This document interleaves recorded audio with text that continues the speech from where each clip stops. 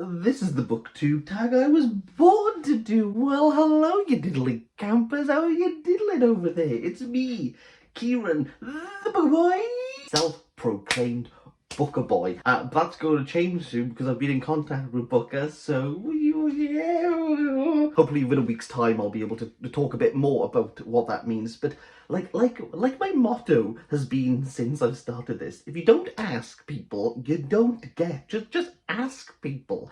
And Bob the Bookerer made this tag and he tagged me, which is technically like asking me. I've tagged some people down below to do this tag because we're marching into Booker 2021. Yeah, I know the international is currently going on at the moment, but just ignore that for the time being, because this is about the Booker, which is like the Booker, not the international Booker. But there's a question about the international lecture.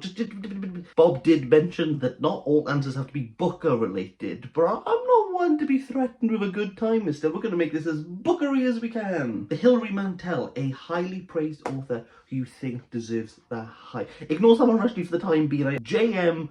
Coetzee. It's pronounced Coetzee. Pronounced Coetza. It's pronounced Coetzea. It's pronounced Coeys. I don't particularly care if people missay his name. I'd rather than just read his books because they are so good. I've reviewed 2 of his books, Disgrace and The Life of Times of Michael K. Life of Times of Michael K was my first 10 out of 10. I have a little fun fact for you all.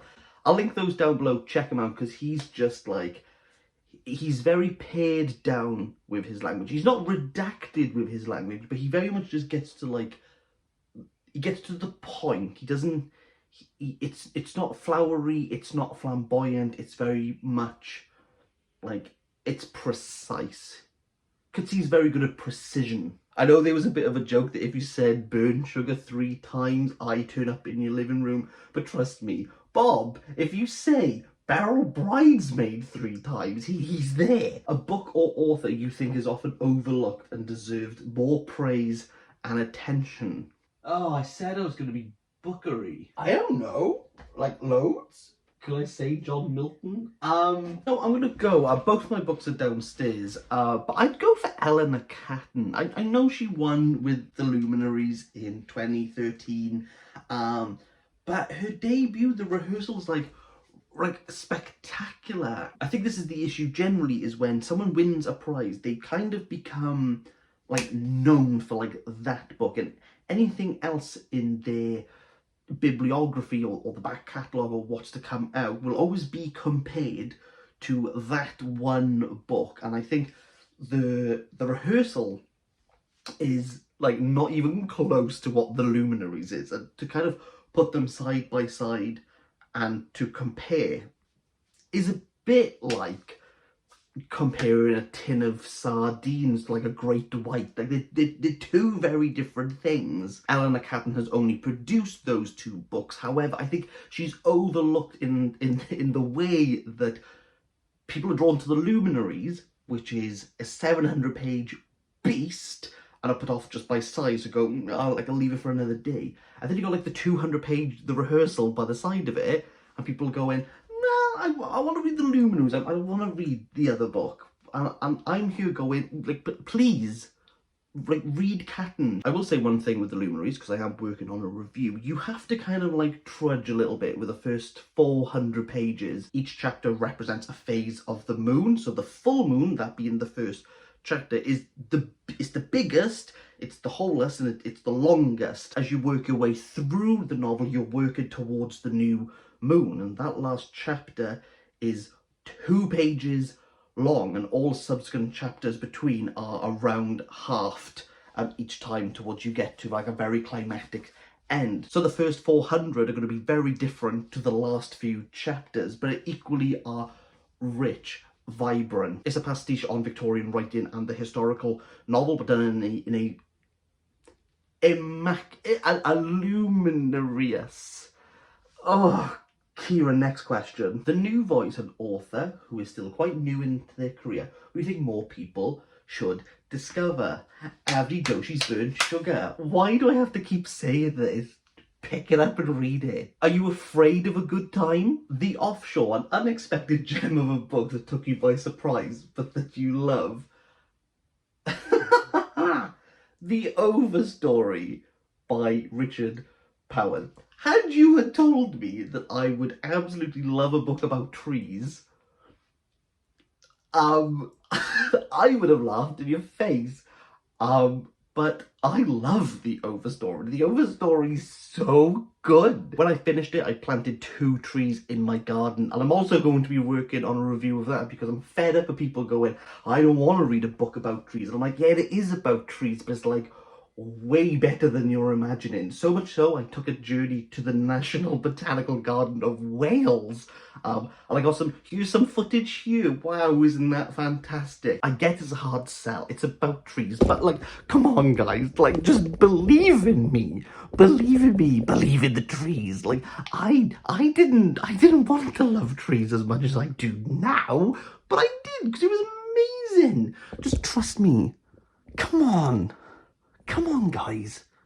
Believe in the trees. The Pre-Booker, a book released before 1969 that you think deserves all of the awards. I mean, I made a joke about it, but can I say Paradise Lost by John Milton? It's really difficult, but I enjoyed it. The Iris Murdoch, an author you want to check out more of, but are intimidated by how many books they have written. I'm going to be reading The Sea by Iris Murdoch with Run Right Reads sometime in the future. And when I saw this question, I thought, how many books has Iris Murdoch written? She's written a lot. So play that reverse Uno card. Iris Murdoch. How many has she written? I don't know. Do you know? I don't. Please pick up The Overstory by Richard Powell. Like, just come on. Let's not again. Just come on. You know you want to. The International Prize, a book in translation that you think deserves love. George Bataille. Story of the... It's not. Cancer Ward by Solzhenitsyn. I'm saying Solzhenitsyn in pretty much every tag. It's really good. People think it's about cancer, and it is about cancer, but it's like nothing to do with cancer. I mean, any Solzhenitsyn, really. This isn't Booker related. How has he done? This is really different. Read Solzhenitsyn. Put Solzhenitsyn above The Overstory. Okay, can we have a deal there? I think that's fair. The judging panel. If you could choose another BookTuber to be on a judging panel with you, or any prize, who would you choose and why? Bob already took guilty feet. Papa, BookTube, we are not worthy to have Daniel on this platform. But I'm going to go for...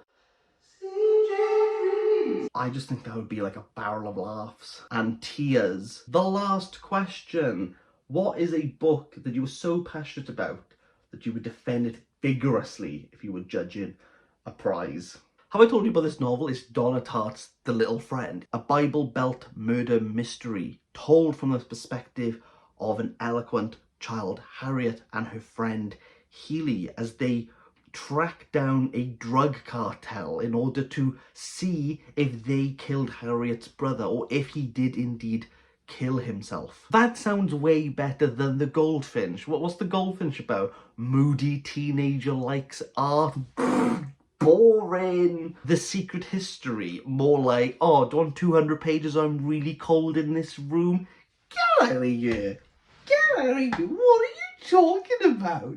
What are you talking about? The Goldfinch is a Dickens novel in disguise. And you know what? If you're going to read Dickens, go and read some Dickens. I won't, because I don't like Dickens. And then there's Secret History. I mean, if there are arguments on the internet being like, ML Rio's If We Were Villains is a better book than The Secret History. Like, have you read If We Were Villains? It's awful. I'm like, do people genuinely think that they're like drama students who just go around quoting really obscure pieces of Shakespeare at every single moment?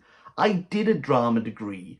It doesn't happen. I mean, a bacchanalia sounds fun and all, but I'd rather be someone be bit by a snake in a car. Little friend superior. Wasn't this just a dandy little tag? Again, I've put people's links down below. I do hope that they do it. I'd love more people to go and check out Bob, because like me, we share book of love. Book of love! Bob's a bit more man-led than me, because unlike reading all the winners of each year, he's reading the shortlisted as well. Like, who does that? He also said I was a good egg, which I really appreciate. And Bob, if I'm the egg, you could be the chicken that laid me. that doesn't